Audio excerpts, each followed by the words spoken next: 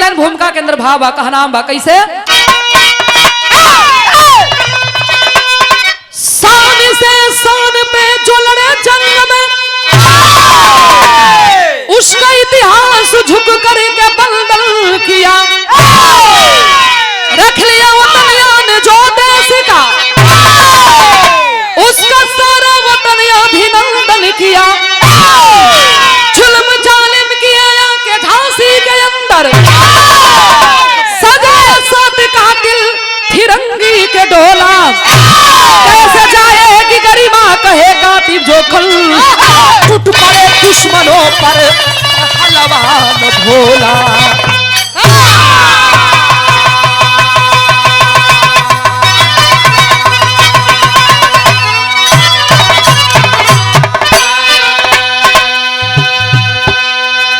गौर करेंगे बाबूजी, शान पे शान से जो लड़े जंग में, उसका इतिहास झुक कर के बंधन किया।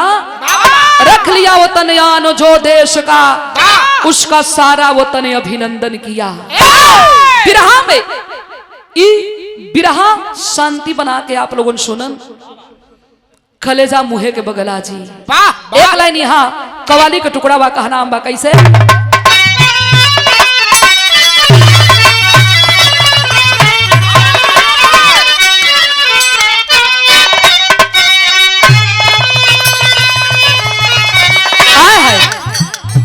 किसी कव्वाल ने खूब गाया है। क्या गाया है? बहे खून मेरा चमन के लिए,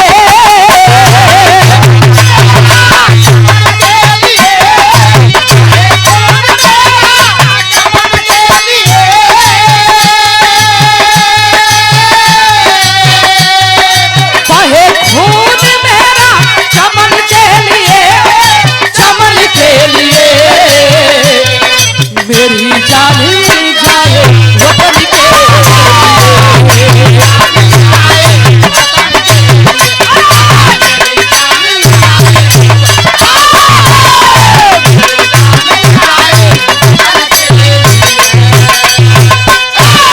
लेकिन बिरहा में कवि जी भाव लिखलन, वीर के कहल गई, जवान के कहल गई।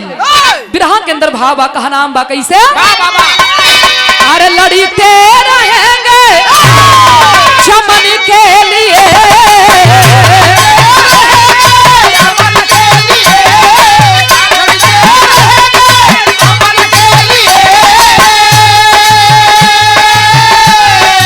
लड़ते रहेंगे अमन के लिए, अमन के लिए जवानी फीका है।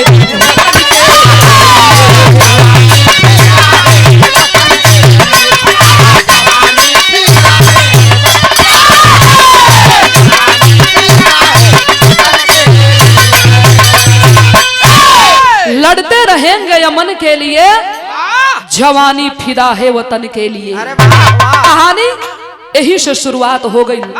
बिरहा के कसौटी पर जोहरी सर में कवि जी बात लिखा तनी कैसे?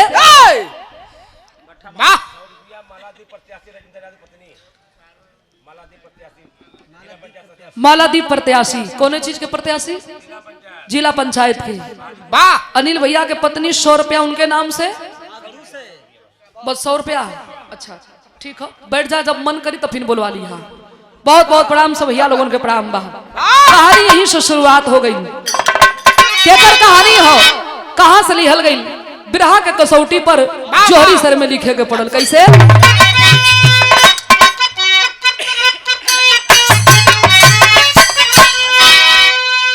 धन भारत देश निराला, जहाँ बहती जमुना गंगा, मुश्किल में हिंद हमारा, बंदिश में मेरा तिरंगा, एक झांसी राज रियासत, मेरा भारत देश का अंदर, नगर के पट्टा भोला,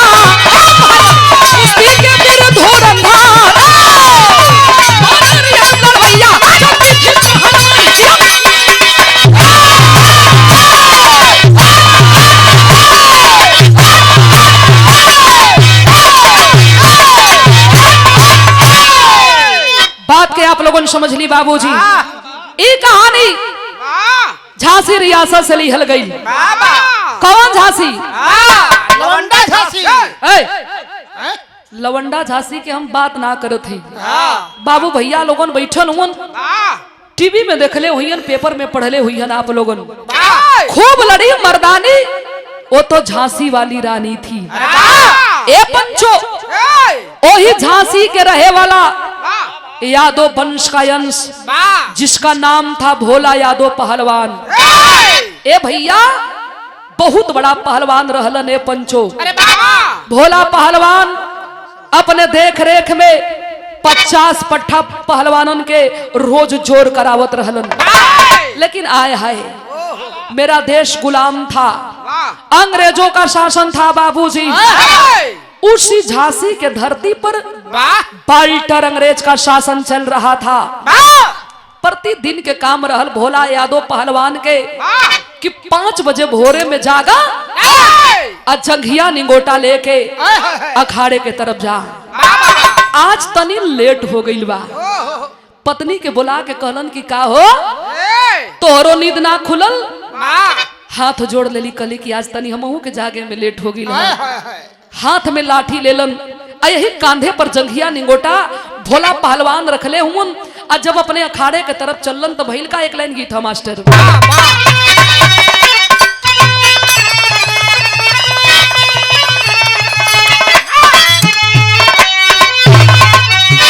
कौनो दुलही कहले बिया, का कहलस?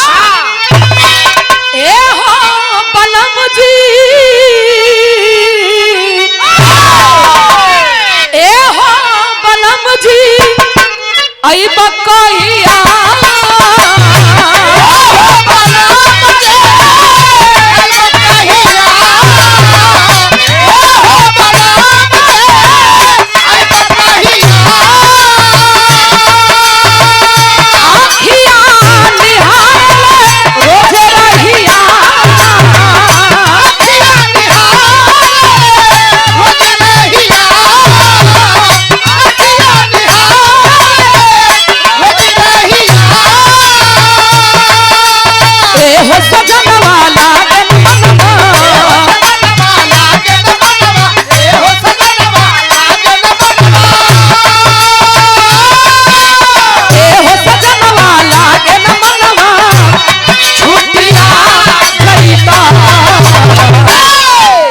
हई जवानिया, अरे हई जवानिया आके झूठिया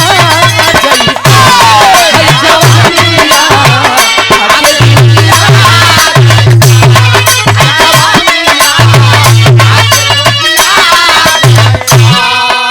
लेकिन ए भैया भोला यादव पहलवान चलल हुन जंघिया निंगोटा लेके अपने अखाड़े के तरफ। तो भइल का जंघिया निंगोटा लेके चल रहिया,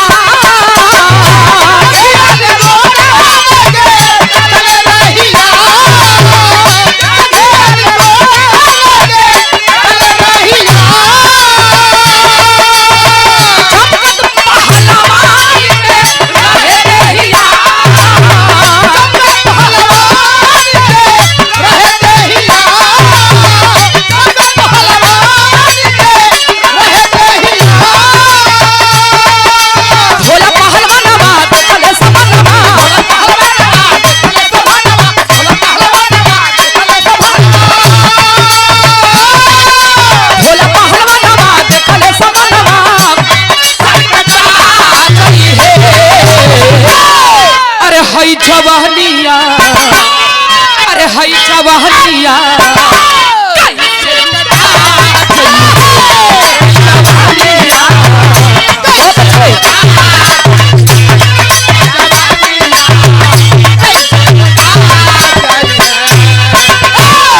ए भैया भोला पहलवान जब अपने अखाड़े के लगे पहुंचलन तो देखत का हुन कि बाल्टर अंग्रेज के 7 सिपाही मिलके और भोला पहलवान के अखाड़ा से 7 पहलवानों के खींच के अब बर के पेड़ है वही पेड़वा में लटका के अंग्रेजवा मारत हुन। भोला पहलवान हाथवा जोड़ के जाके अंग्रेज से कलन के साहब अगर हमार चेला कोनो गलती कैले हुन तो सजा हमें दे दा, लेकिन हमारे चेलन के छोड़ दा। अंग्रेज बोला कि अरे पहलवान जिंदा रहना चाहता है तो जुबान पे ताला लगा ले, ना तो इनके साथ है सब तुझे भी मार डालेंगे। भोला पहलवान कलन के साहब यहाँ तक गलत बोल गईला। यहाँ अखाड़ा हमार चलेला तो एक बिरादरी से नहीं, यहाँ हर बिरादरी के लोग आवेला, हर बिरादरी के पहलवानन के हम सम्मान करीला। कहीं ना कहीं अपन बेटा, अपन भाई, अपन भतीजा मन ले है कहत हुआ कि चले जाओ, नहीं साहब छोड़ दा, हमरे चेलन के हाथ जोड़ के आपसे निवेदन करत है। अंग्रेज नहीं माना, भोला पहलवान के सामने तड़ा तड़ घोड़ा के घोड़ा चलाने लगा। अरे तबले भोला पहलवान के खून खौल गई। खींच के हाथ में लाठी, अब वही लाठियां उठा के लगलन अंग्रेजन के मारे। ए पंचो मारत मारत सातों अंग्रेजवन के मुआ दिलन, और सातों अंग्रेजन के मुआ के वही बरवा के पेड़िया पर लसिया लटका के पहलवान चल गिलन और अपने चेलन से कहलन कि सुना, आज के दिन अखाड़ा बंद रही, बिहने जैसन होई हम बताई। बाल्टर अंग्रेज के पता चल गया ये कौन है भोला पहलवान। तब भइल का एक लाइन तरज है मास्टर। और ये पुरस्कार अघोरी बाबा के वार्षिक श्रृंगार 23 नवंबर के कार्यक्रम बा, जिसमें गायक कलाकार राम जन्म टोपी वाले और हमारे गुरु काशीनाथ मिलसी साहब और हमारे बड़े भैया जिनका बहुत प्यार आशीर्वाद रहता है गुड्डू सोनकर जी की ओर से, संचालक अवधेश पांडे जी आपकी ओर से पुरस्कार है, बहुत बहुत प्रणाम बा। कौन गीत बा मास्टर?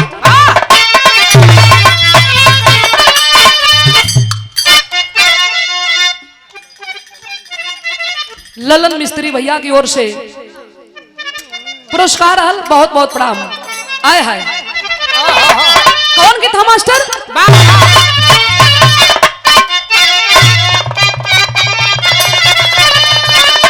माता बही लोगन गावेली। अरे गंगा जी के ऊंचे बा अररियानु हो, अरे गंगा जी के ऊंची बा अररियानु हो, जहवा बैठा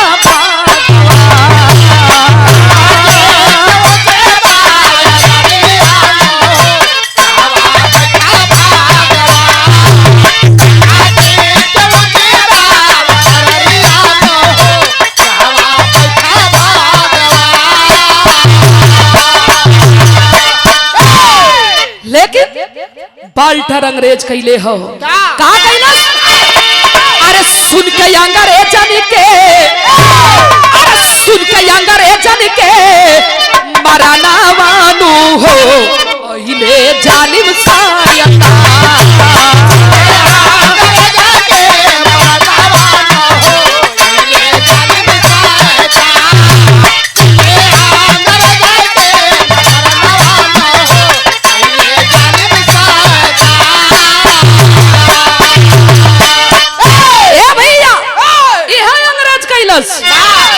अरे कैलस इनाम घोषित जालिम नीरदैया, अरे 10,000 डॉलर मिली है रुपया जाएगा। आय हाय हाय हाय चप्पा चप्पा अंग्रेज घेरवा लेलस। ए भैया 20 दिन घर छोड़ के भोला पहलवान भागल होन, 20 दिन के दिन बीतल हो। घरवा के बाप दुल्ही के नाम बा गिरजा, आ गिरजा के गोदिया में एगो 4 साल के बेटा बा जो अपने बाप के इंतजार 20 दिन से करत बा। ये भैया भोला पहलवान सोच गिलन कि आज ना तो कल अंग्रेज के ही गोली से न हम मारल जाई, चूंकि पूरे झांसी को घेरवा लिया था, छप्पा चप्पा का बंदी करवा दिया था। आय हाय हाय पहलवान सोच गईलन कि अब हम ना बचब। राती के 12 बजत बा। वाह वाह अंग्रेजन से छुप छुपा के अपने घरे आइल हुन, दरवाजा खटखटौलन। गिरजा दौड़ के जाके दरवाजा खोलली, आ गईला। आंख में आंसू और रोवत थी। वाह वाह पहलवान हमरे संग ठीक ना कैला, पूरे परिवार के मौत के मुंह में ले आके खड़ा कैले हुआ। अरे हमार चिंता ना कैले होता चलत, लेकिन अपन एक बेटा एक लौता रहल ह, ओकर तो मुंह देखले होता। वाह वाह एहर अंग्रेज एक चक्कर रोज हमरे घर के घूम के जालन। ऐसन काहे कैला हो पहलवान? हम माना करत रही आपके कि अंग्रेजन के साथ बगावत मत करा, लेकिन आप हमार कहाँ सुनेला। तबले भोला पहलवान के माथे पर पसीना, आंख में आंसू, पूरे शरीर में कंपन बा। अपने पत्नी के हाथवा पकड़ के यही सीने पर लगा के आ रो के कहलन कि ए गिरजा, हमरा के माफ कर दा। वाह हमार तोहार संबंध अतने दिन के रहल। तबले गिरजा छोड़ा के हाथवा कलश की सुना, दिमाग तोहार होश में हो कि नहीं? लगत बा पागल हो गिल बड़ा। कलम की नहीं तू ना जानत बाड़ू, अंग्रेज हमें कभी भी मार दिहन। रोवे लगली, कली की का कैला, हमनी के केकरे ऊपर छोड़ के जीबा। तबले भोला पहलवान, गौर करेंगे बाबूजी, यहाँ जितने लोग बैठे हैं मालिक सबके घर में परिवार देले हुन, सबके पास बीबी बच्चा हुन। एक पत्नी के लिए कितना बड़ा दुख है। वाह वाह पहलवान रो के अपने बीबी से कहले हुन, तनी सा बढ़ा लिया।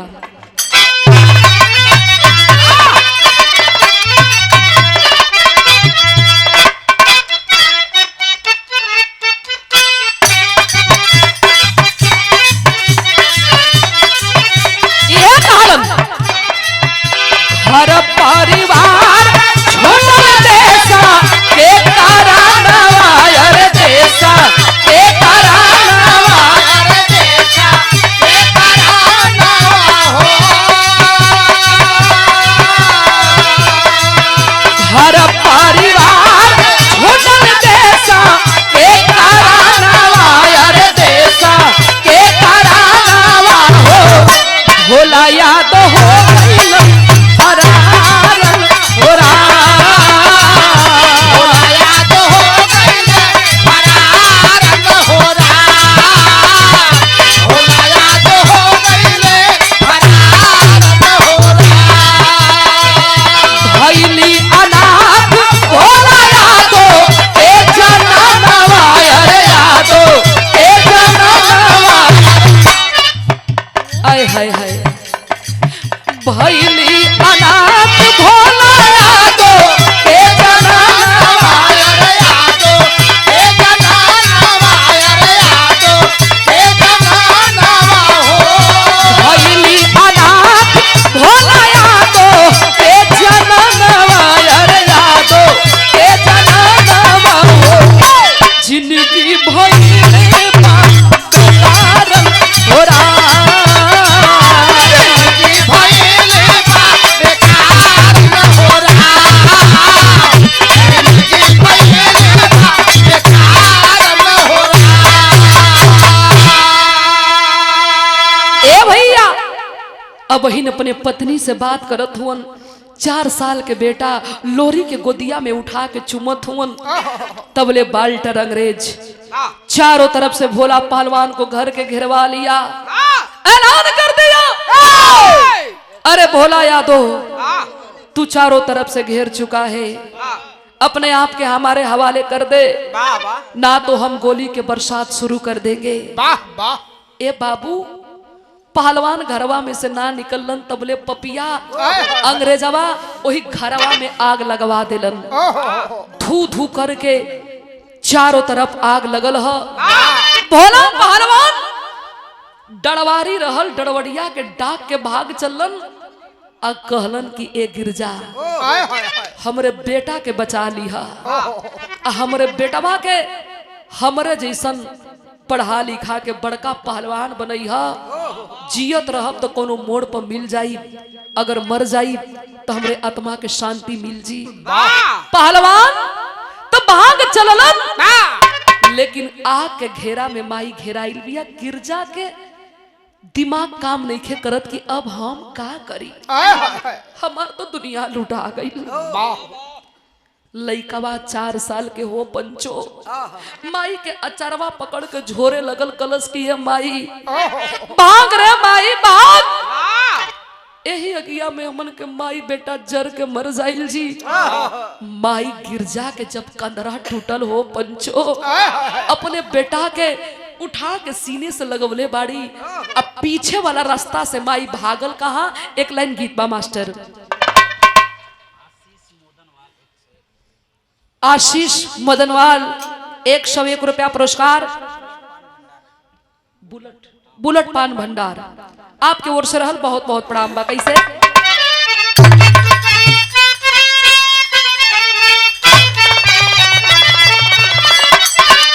कौनो दुलही कहले बिया, का कहलस?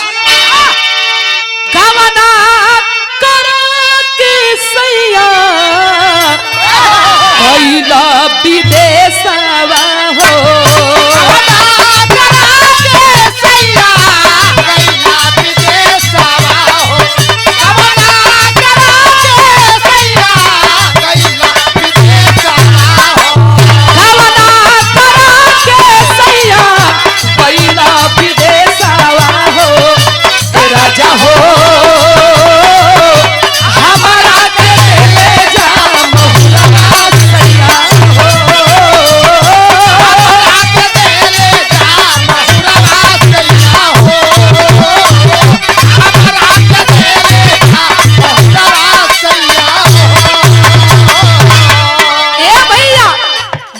रास्ता पकड़ के माई भागतिया। माई तो माई होले, 9 महीना जो ने बचवा के अपने गर्भ में ढोले बिया हो पंचो। आज वो लाल के माई सोना जैसन अपने बेटा के मुंह ताकत दिया। आखिर माई कैलस का? गोदिया में लेके लाला गिरिजा माया नावा हो,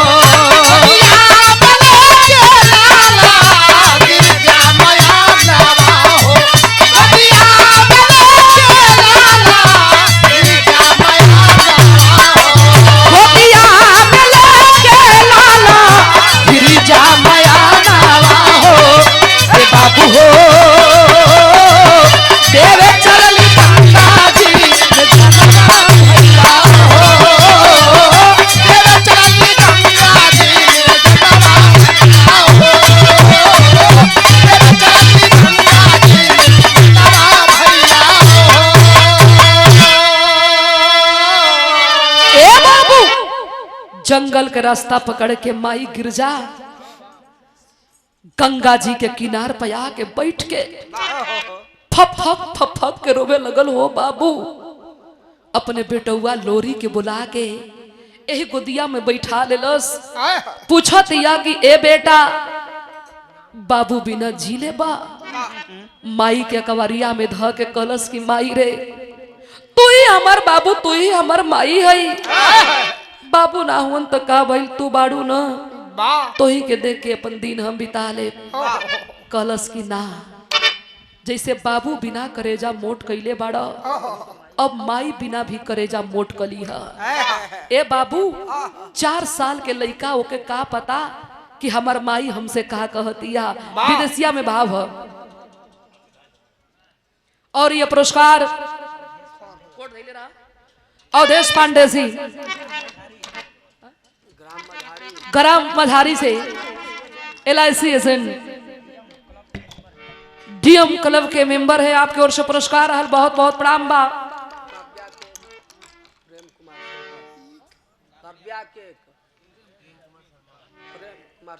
कव्या के प्रेम कुमार शर्मा जी की ओर से दीपनगर के धरती से 100 रुपया पुरस्कार। बहुत बहुत आपके प्रणाम, सब भैया लोगों के प्रणाम बा। कैसे मास्टर?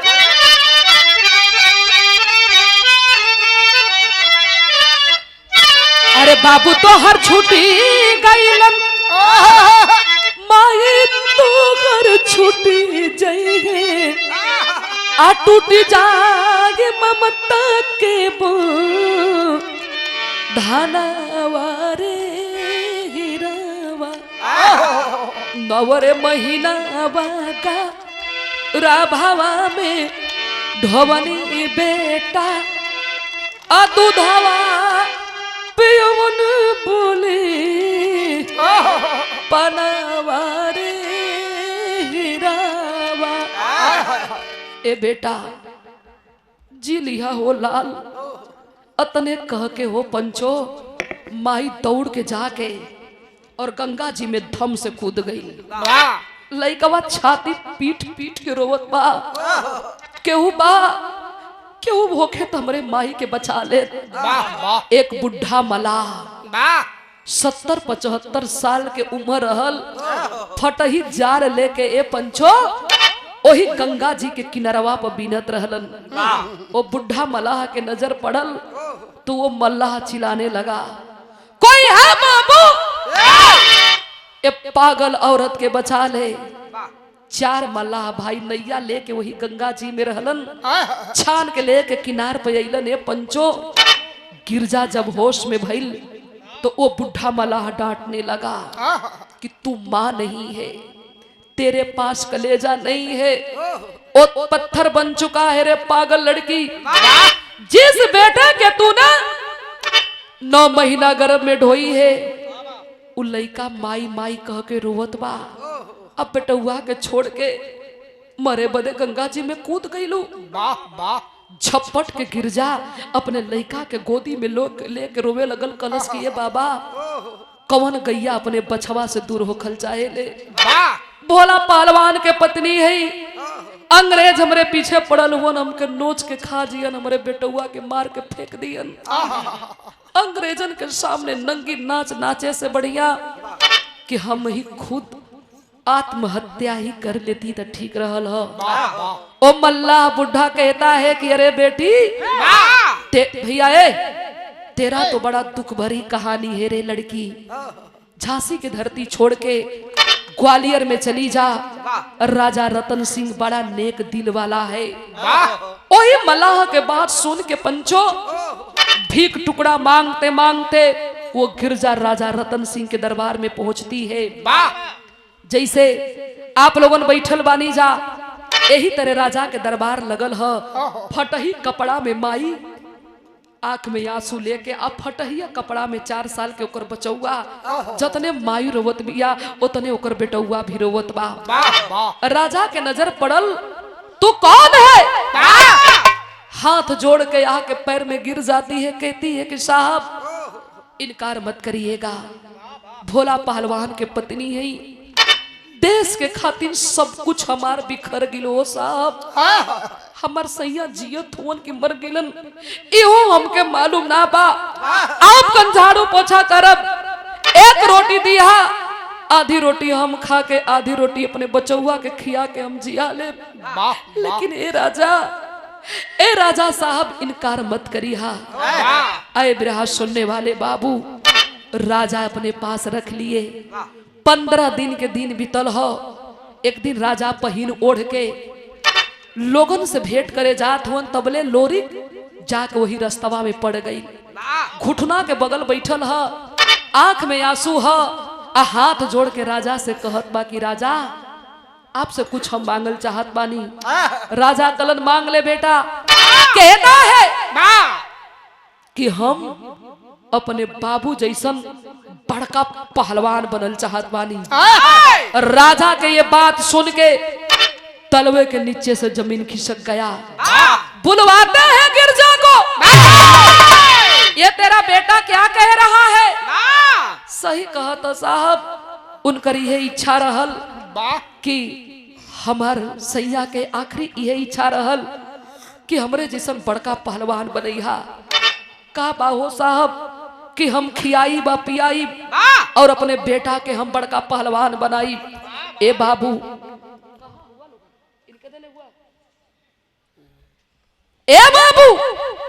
एहर राजा कलन की ठीक ह कोनो बात ना बा। हमहू अपने देख रेख में 200 पट्ठा पहलवान लड़ाई ला। ए पंचो लोरी के लगलन खियावे लगलन पियावे बेटा जैसन माने लगलन। समय धीरे धीरे बीते लगल। 4 साल माई के गोदी में और 16 साल राजा के दरबार में। आय! 20 साल में भोला पहलवान के बेटवा लोरिक यादव आय! लोरिक पहलवान बन गया, बहुत बड़ा पहलवान बन गया। हाहाकार मचल है चारों तरफ। उसी बीच में वाल्टर अंग्रेज के देख रेख में लंदन से एक पहलवान आया है, जिस पहलवान का नाम बताया गया हुपर पहलवान। आय!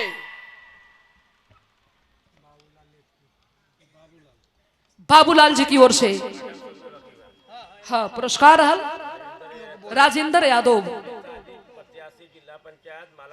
माला यादव जिला पंचायत सदस्य के प्रत्याशी हैं। 100 रुपया पुरस्कार, बहुत बहुत आपके प्रणाम। 50 रुपया पुरस्कार बाबा पाल दीपनगर से संविधान बचाओ जय भीम, 50 रुपया पुरस्कार, बहुत बहुत प्रणाम बा।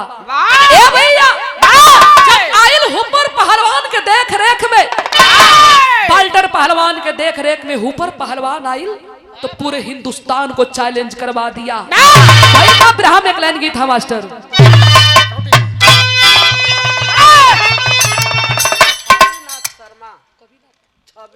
छविनाथ शर्मा जी की ओर से 100 रुपया पुरस्कार कमिटी की ओर से रहल, बहुत बहुत आप लोगों के प्रणाम, सब भैया लोगों के प्रणाम बा। कैसे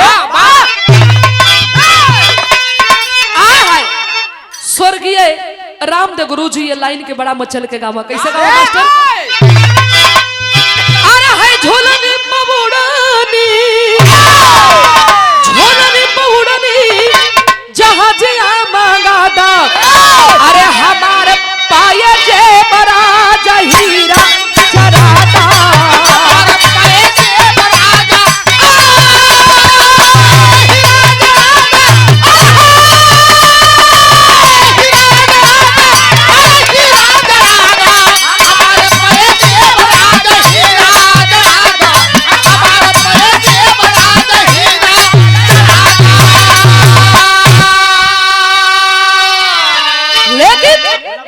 वाल्टर अंग्रेज ऐलान कैले है। का ऐलान कैलस? अरे होके पहलवान कोई, अरे होके पहलवान कोई, अरे है हथवा लीला जा, अरे देखावे जोरावा की हूँ दंगल में आजा, अरे जोरावा कोई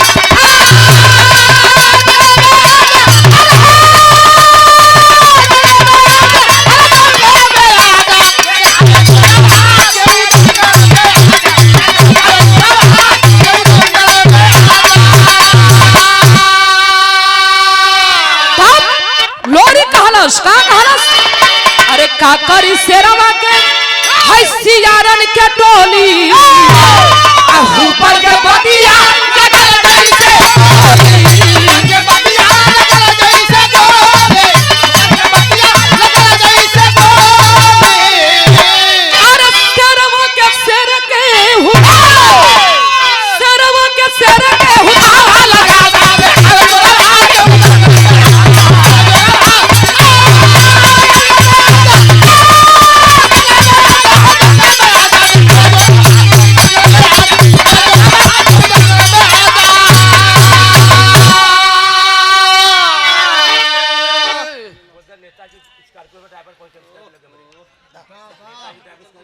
नेताजी के ड्राइवर स्कॉर्पियो के लगे पहुंचा, राजेंद्र भैया बुलावत हूँ। और ये पुरस्कार हल बैठ जाए चिच्चा, बैठ जाओ, बैठ जा 5 मिनट बर्दाश्त करा। अब इन खुला का ठिकावा पूरी रात खुला। हाँ पुरस्कार हल वाह तो ना लिपि पोती हो समझे में ना आवत। चच्चा की ओर से पुरस्कार हल, बहुत बहुत प्रणाम बा। ए भैया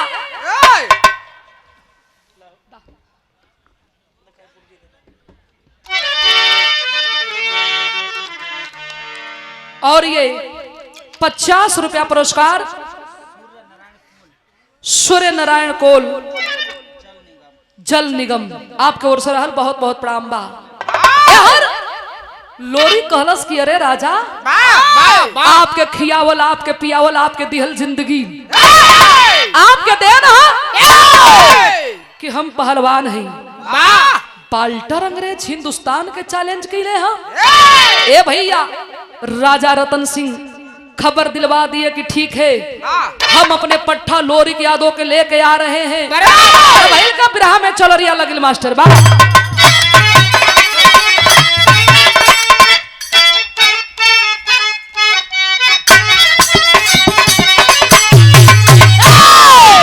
गीतिया के हमारे गुरु लोगन गावा, कैसे गावा मास्टर? कैसे गावा?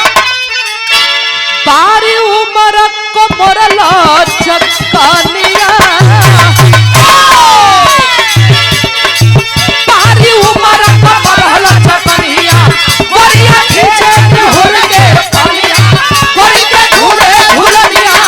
अरे बारे उमर का मोरला चक्कानिया, गोरिया खींचे हुर के पानिया, गोरी के झूले झूलनिया। अरे बारे उमर का मोरला चक्कानिया, गोरिया खींचे हुर के पानिया, गोरी के झूले झूलनिया। लेकिन ए भैया, ए हर बड़ी दूर दूर से हजारों के संख्या में लोग जुटल हुन कि लोरी के भी बड़ा नाम हो। आखिर देखे के लोरी कैसे अंग्रेजवा से लड़ी। तबले राजा रतन सिंह अपने पट्टा के लेके पहुंचल हुन। कैसे पहुंचल हुन? अरे झूमती चले अखाड़े उमड़ल, लेकर जोरवा हो दिलवा, कल बोले दशरवा, अखाड़े उमड़ल, लेकर जोरवा हो दिलवा, कल बोले दशरवा, अखाड़े उमड़ल, लेकर जोरवा हो दिलवा, कल बोले दशरवा।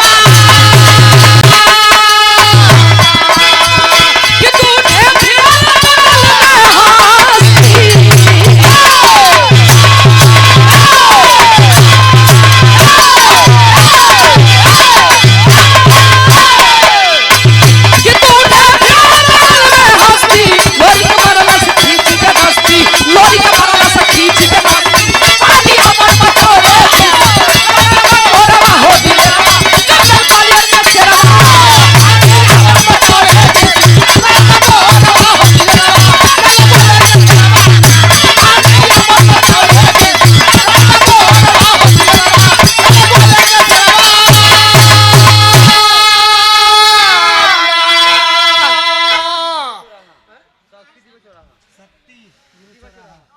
शक्ति भैया दीपनगर चौराहा 50 रुपये पुरस्कार। बहुत बहुत आपके प्रणाम। बुला गया चचा, बैठ जा। फिर से बोलो 50 रुपए को। 50 रुपये पुरस्कार चच्चा को तौलन तौलन चच्चा पटेहरा से। बैठ जाए।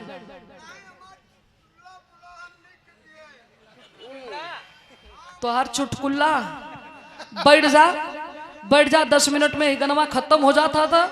ओके, हम दोहरिया दें। अच्छा, सोचे वाली बात है, का लिख लो बे? सोचे वाली तो ये बात है, हई उम्र में इनकर हई हाल बा। हां, चुटकुल्ला सुनने का। ई जवानी में रहल हुई त का कइले हुई, चुटकुल्ला सुनत हो। बतोहियो कुलुबी आगिल हुई हन। बहुत डरवारी रखल हो की। ए भैया, चल के राजा रतन सिंह जाके अंग्रेज से लोरी के यादों हाथ मिला लिया। कुश्ती शुरू हो गई। आ जब कुश्ती शुरू भइले पंचो त हाथवा मिलवते लोरी, भैया भैया तनी शांति रहे। लोरिक समझ गई ये बहुत बड़ा पहलवान है। लोरिक लगल अपने आप के अंग्रेज से बचावे। दौड़ दौड़ के अंग्रेज जाके अपन छापल करे। सोच गिल लोरी के, रे बाप रे बाप, ये तो बहुत बड़ा पहलवान से आज काम पड़ गई बा। राजा रतन सिंह बगल में बैठल हुन, आंख से इशारा कैलन, कलन की बेटा मर्यादा देश के तोरे हाथ बचाला। अखिया से इशारा कैलस, कहलस कि ना राजा, बहुत बड़ा पहलवान है, पटक दी देश के मर्यादा चल जाई। पहलवान के बेटवा रहल, कूद फान के लोरी की यादो पूरा समय खा गई। अंग्रेज बोला कि ठीक है, कोई बात नहीं है। 5 मिनट लोरी यादव को रेस्ट देकर फिर से तैयार किया जाए। 15 मिनट बीत गई, देखवैया बैठल हुआ ललकारत हुन कि चप जो बेटा, लेकिन लोरी कुर्सी ना छोड़लस। तब अंग्रेज बोला कि अरे राजा रतन सिंह, हमने बड़ा हिंदुस्तान के नाम सुना था, इसी हिंदुस्तान के रहने वाला विश्व विजयी गामा पहलवान की ये धरती है। कहाँ है तेरा पहलवान? बुलाओ अपने पहलवान के, ना तो यहाँ से हार मान के निकल जाओ। अरे बाप रे बाप, जतना लोग बैठल हुवन सबकर मुड़ी शर्म के मारे नीचे हो गई, पानी पानी भइल हुवन। राजा रतन सिंह के आंख में आंसू, मुड़ी नीचे से ऊपर होते ना। अंग्रेज बार बार अखाड़े पर चढ़ के ताल ठोक रहा था। कोई है तो आके हाथ मिला ले। लोग बतियावत बाकी इतना बड़ पहलवान लोरी की याद हो, जब ये करे बस के बात ना रहल तो हमनी के कोने गली में बानी जा। लेकिन ये पंचो इ बतिया के सुनत के रहल के भिड़िया में पिछवा एक आदमी बैठन हुवन, बुजुर्ग हुवन, चेहरा पर दाढ़ी पाकल पाकल ह, तन पर फटही कपड़ा ह। ना बर्दाश्त भइल तब भिड़िया के चीरत बिचवे से दौड़त आके अखड़वा के लगे, कहलन कि अरे अंग्रेज, जुबान पे लगाम रख के बात कर। हम उस देश के वासी हैं जिस देश में गंगा बहती है। चलल हुआ पहलवानी दिखावे, तोहरा जैसन कतना पहलवान यहाँ अइलन गइलन, बाकी कुछ ना कहिला। अंग्रेज पलट का तकलस कौन है? राजा रतन सिंह कहलन, मजाक मत बनावा, हतना लोग बैठल हुवन, कोनो जवानन में दम ना है तो आप बुढ़ा आदमी हो के का कलेबा। वो बुढ़ा आदमी आंख में आंसू लेकर बोला, बर्दाश्त ना होत बा देश के अपमान, एक बार भी मुझे मौका दे दिया जाए तो हम देश के मर्यादा बचा ले। अगर हमसे देश के मर्यादा ना बची ये राजा, तो कसम भी हम खात बानी कि यही अखाड़े में अपन जान हम दे दे। लोग पलट के ताके लगल कि इतना बड़ा कसम। सब कहलस कि राजा एक मौका दे दिहल जाई नहू के। ए बाबू, जंघिया निगोटा कस के, माथे पर मिट्टी लगा के और बजरंग बली के नारा लगा के जब अखाड़े पर चढ़ल हुन, तो कभी हर टेरी के अंदर भाव लिखत होन का,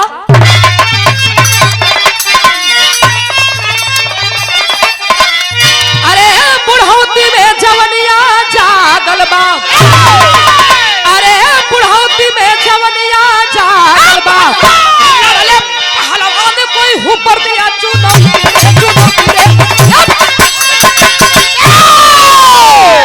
बुढ़ौती में जवनिया जागल बा, लड़ले पहलवान कोई ऊपर दिया चुनौती। ए भैया, जाके निकास ऊपर खींचलन, अंग्रेज के उठा के निकास ऊपर 4 फेरा अखाड़े में लेके दौड़ के अब पटक के जब अंग्रेज के छाती पर बैठलन, बजल तड़ तड़ तड़ तड़ तड़ तड़ तड़ तड़ ताली लोग बजावे लगलन। आज जब ताली बजावे लगलन, अरे तब बगलिया में राजा रतन सिंह बैठल हुवन, खुशी के मारे ठिकाना ना है, आंख से आंसू चला था। अब फूल के माला उठा के ले जाके पहना के आया कबारी में पकड़ के कहलन के अरे मर्दवा, तू तो भगवान बन के अइला हो, आया के देश के मर्यादा बचा लेला। आप कहाँ के रहे वाला हुआ? वो बुढ़ा पहलवान के आंख में आंसू है कि साहब घर पूछ के का करबा। कलन ठीक है, घर मत बतावा, तोहर नमवा का है, नाम का है तोहार? खलन के नाम पूछ के का करबा ए राजा? नाम हमार शंभू पहलवान है, घर तो है भैया बाबू लोगन हुवन, एक रोटी जे जहे खिया देवेला वही हमार साज वही हमार बिहान हो जाला। राजा रतन सिंह ताकते रह गए, इतना बड़ा पहलवान है आप और दर दर के ठोकर खा रहे हैं। नहीं पहलवान, आज से दर दर के ठोकर हम ना खाए दे, हमारे संगे राज दरबार में आपके चले गए हुई बड़ा सम्मान हम दे, वाह हमहू दूठे 200 पट्ठा पहलवान रखले है। आप जैसन गुरु के कृपा हो जी तो हमार पहलवान और मजबूत हो जइहन। वाह ए भैया कलैया पकड़ले हुवन और जब राजा लेके चलल हुवन तो वहां के हालात का बा। उमेश मौर्य जी कमेटी के सचिव, आपके ओर से 100 रुपया पुरस्कार। मौर्य लाइट डेकोरेशन दीपनगर से यशवंत कुमार मौर्य भैया की ओर से पुरस्कार है। बहुत बहुत प्रणाम बा। कैसे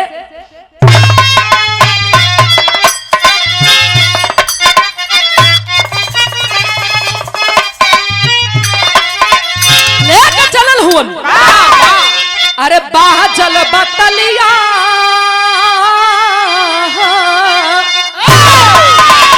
अरे बाह जल बतलिया न कहड़ बाज लागल बाबू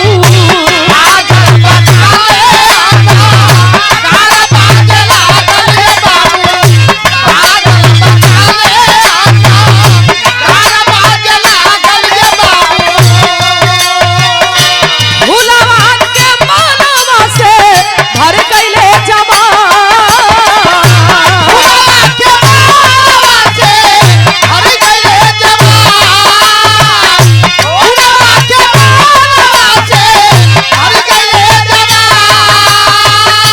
लेके शंभू के राजा चलल राजधानिया ए बाबू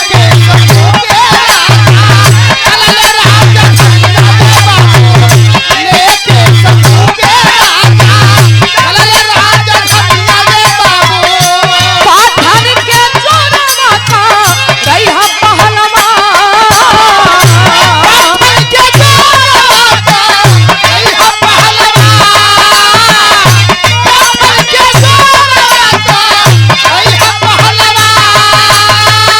यही ग्वालियर में तोहर कट जाई जीवनिया ए बाबू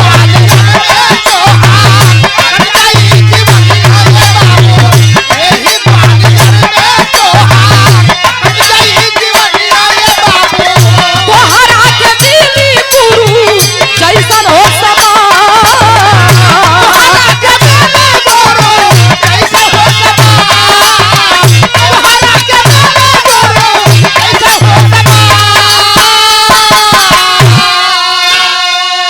ए भैया राजा साहब लेके अपने राज दरबार में अइलन। खान पान से लेके रहे सहे से लेके वीआईपी व्यवस्था करवा दिलन। एक दिना शंभू पहलवान के ले जाके और अपने पहलवानन में परिचित करावत हुवन कि सुना यह शंभू पहलवान हुवन कि जो देश के मर्यादा बचौलन। अगर ई ना होतन तो देश के मर्यादा चल गिल होत। इनसे तो लोगन आशीर्वाद ला और आज से ही हो अखाड़े पे यहन जोर करहन आई तोह लोगन के गुरु हुवन। तोह लोगन से ज्यादा इनके जानकारी ज्ञान हो। जतना पहलवान रहलन ए पंचो शंभू पहलवान के अपन गुरु बना के पूजे लगलन, गुरु माने लगलन। रोज शंभू पहलवान अखाड़े पर जाई नहु के जोर बढ़े लगल। समय धीरे धीरे बीते लगल। दिन कवन आइल? गुरु पूजा के दिन बा। जो हर चेला के अपने गुरु के प्रति उस दिन के बेसब्री से इंतजार रहेला। राजा के दरबार सज गया, फूल माला से सजल बा राजा के दरबार। सब अपने गुरु के पूजा करत बा शंभू पहलवान के। लेकिन लोरी की यादों अपने माई के लगे गिरजा के लगे पहुंचल बा। आ कहत बा कि माई रे आज हमरे गुरु जी के पूजा हा। फूल माला रुपया पैसा तो सबे देत बारे माई, हमके बड़ा माने लन, अतना माने लन माई की का तो उसे बताई। अगर आज पैसा होत ना तो हम अपने गुरु जी के कुछ ऐसा निशानी दे देती कि गुरु चेला के बीच में एक यादगार बन जाती। माई रोवे लगल, कलस अरे भैया हमरे पले का बारे, यही राजा के दरबार में खाना मिलेला, कपड़ा मिलेला, यही जिंदगी हमारा हो। हमरे पास का बा बेटा रोवत बा लेकिन माई ही है ना, कलश की रो मत। है गरवा में जौन हंसुलिया देखत हुए ना, इ तोर पिताजी के दिहल हो। कुश्ती जीत के आई रहलन, लोग रुपया पैसा बड़ा इनाम देले रहल, मार खुशी में ये हंसुली हमके बनवा के देले रहलन। ओपे उनकर नाम भी लिखल है। ए बेटा ले जो अपने गुरुजी के इहे दे दे, अब एकर कवन जरूरत बा हमें। मायू रुमाल में लपेट के देले बिया। अय बिरहा सुनने वाले बाबू, पूरे बिरहा के निचोड़ यही 2 लाइन में बा। कैसे मास्टर?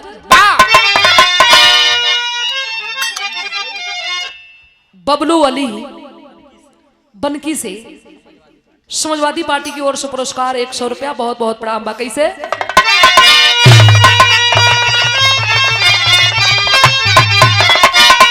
सबई पहलवान पठन के अरे पुलकित भइले मानवा, गुरु के हो खेला पूजनवा, गुरु पूजा के बिनवा।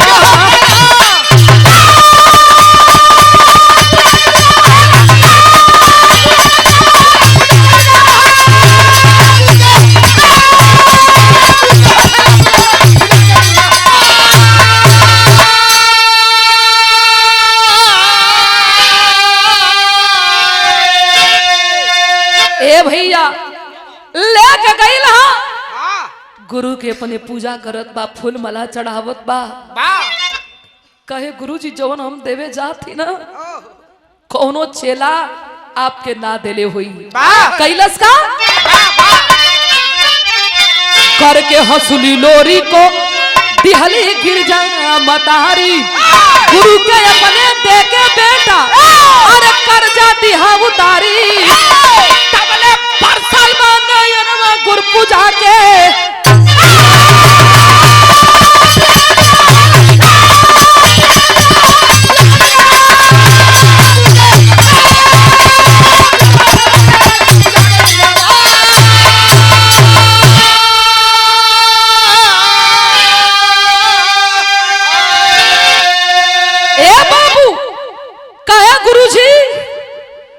हम अपने माई के सिंगार लेके आई ले। हथवा आगे करा हो गुरुजी। हथवा जब शंभू पहलवान आगे कैलन, हंसुलिया रखल से पंचो, हंसुली पर नजर जब पहलवान के पड़ल, यही तरह मुट्ठी बंद कैलन और सीने से सटा के फफक फफक के खाली शंभू पहलवान रोवत हुन, कुछ बोलत ना हुन। सब पहलवान घबरा गिल कि काहे पहलवान रोवत हुन। हंसुलिया के पाके राजा गुस्सा में हो गिलन। कहां से लाए हो? राजा साहब हम माई दिले हिया, अपने गरे में से उतार के कलन के अपने माई के लिया के आओ। गईल जाके अपने माई के डांटे लगल, कलश की अरे माई। राजा बड़ा गुस्सा में हुआ, क्या कर पौली रे, कहां से चुरा के लैली, चल। गिरजा कलश की अरे बेटावा लोरिक, नमक रोटी खा के दिन बितौले ही, फटही कपड़ा में अपन तन ढक के जिंदगी बितौले ही, लेकिन ए लाल हम क्यों के चोरी ना कैले ही रे बेटा, क्यों के चोरी ना कैले ही। वो हमारे पति के दिहल है, ओपे उनकर नाम भी लिखल है। ए बाबू लेके गईल, सब पहलवान बैठल हुवन, राजा बैठल हुवन, शंभू पहलवान भी बैठल हुवन। हथवा जोड़ के कहली कि राजा साहब आप हमके बुलौले हुआ? हाँ हाँ गिरजा बुलौले ही। ई बताओ ई हंसुली कहां से पौली? गिरजा कहलस कि साहब आप हमारे ईमानदारी पर शक कैला, क्यों और के ना है साहब, वो हमारे पति के आखिरी निशानी हो, अना विश्वास हो। ए लोरिक पढ़ के नाम बता दे कि वो हंसुलिया पर का लिखल बा। ए पंचो अतना बतिया कहली हो बाबू, तबले जवन पहलवान बैठ रहलन, दौड़ के कहलन गिरजा, गिरजा गिरजा। सन्न हो गई। हाय हाय खलस के साहब ई तो हमारे भगवान के बोलिया हो साहब, ये हमारे पति के बोलिया लगत बा साहब, कहाँ से बोल दिलन वो साहब। ऐ बिरहा सुनने वाले बाबू, वो कोई और नहीं था, वही भोला यादव पहलवान थे वाह जो 20 साल के बाद अपने बेटा और अपने पत्नी से मिलल हुआ। ओहो, 2 कदम पीछे हट गईली गिरजा। पहलवान तो से बहुत नाराज है, बात मत करिए हमसे। का हो पहलवान, 20 साल में ना हम याद आई नी, हम ना याद आई नी, है लइका वो तो हर ना याद आई। भोला पहलवान रो के कहते हैं कि अरे गिरजा कहा ना खुजनी, अंग्रेजन के डर से भोला यादव नाम बदल के हम अपन शंभू पहलवान नाम रखनी। और कहत हूँ कि हम ना खोजनी। धन हो राजा रतन सिंह, आज आपके देन बा कि फिर से हमार बेटा वाह और हमार पत्नी हमके वापस मिल गईलन। अरे बाप रे बाप, जितना लोग बैठल हुवन आंख से झरझर झरझर आंसू चलत बा।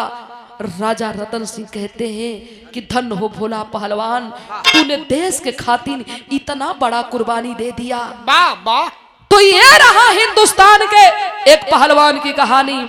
और ये पुरस्कार गुलाब चौधरी दीपनगर से कमेटी के मेंबर है आप, बहुत बहुत आपको प्रणाम, सब भैया लोगों के प्रणाम। भाव है कैसे,